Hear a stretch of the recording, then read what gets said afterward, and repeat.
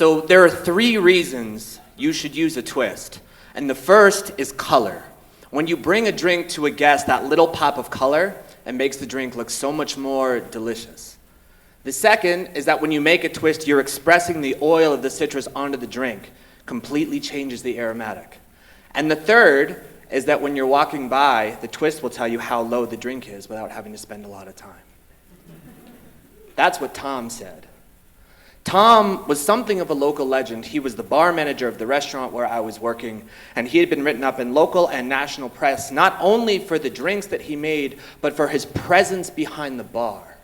His hospitality was extraordinary. And when he opened the restaurant, his regulars came in scores, and so the bar room was full every single night. And his laugh was distinguishable from across the room, as was the rhythmic pattern of the way he would shake his drinks. He was a perfectionist. I was 6 days post-college graduation, starting my first job. I didn't know shit about shit. But how lucky I was to be in a place where knowledge and learning and the context that I was entering into was so important. And my first Sunday at the restaurant, I was closing. And we should have gotten out of there around 2:30 in the morning. It was closer to 3:30 because I was learning, and because Tom and Kai, the wine director, invited me into their tradition of drinking down all the bottles of wine by the glass that wouldn't make it until Tuesday. Who decided if they would make it? Unclear at this point in time, but there was plenty of wine to be drunk. And around 1 in the morning, they gave me the bottles in French, German, and Portuguese and asked me to read them. And if you want to know if I could, the answer is absolutely fucking no. But we all had a good laugh at that. But toward the end of the night, Tom came up to me and he put his arm around me.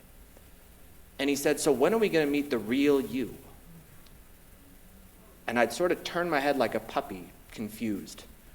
And he put his hand on my chest and said, "You have such a big heart, and I really hope that you'll share it with us." A couple of weeks later, on Mondays, the restaurant was closed, so we were all gathered together drinking at a place called Green Street. Classic industry bar, beer and a shot, burgers, wings, open till 3 in the morning, like full of restaurant people. And at one point, I was walking back to the bathroom, and Tom was coming back into the bar. And I made eye contact with him, and I smiled, and he pushed me against the wall, and he kissed me. And there was nothing wrong with that, other than up until that point, I didn't know myself as anything other than straight. But I felt no resistance in my body, so I just let it happen. And later he said, "Was that okay?" And I said, "Yeah, I just didn't know I'd ever have another first kiss." Tom and I started dating, and we enjoyed the kind of relationship that 2 people in their 20s can have because no one we knew was getting married or having kids or doing anything remotely important. So we drank cocktails and we talked about life and we held hands when we walked around Boston Common.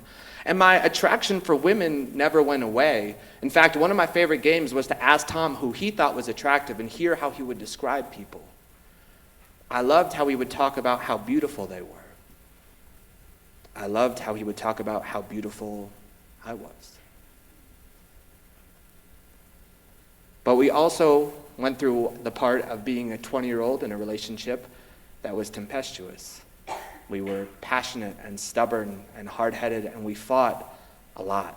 We argued a lot. And in fact, when the relationship was over, I remember he took the key to my apartment off of the ring, he threw it at my feet, twisted on his heel, and he left. I've never dated or kissed another man since Tom.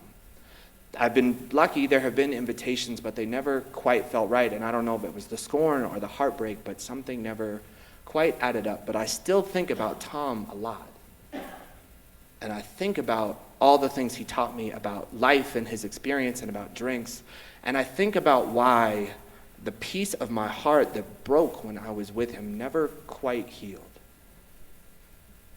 But the thing I think about the most is how he was able to see something in me when he put his hand on my heart that 12 years later, I'm still figuring out how to love.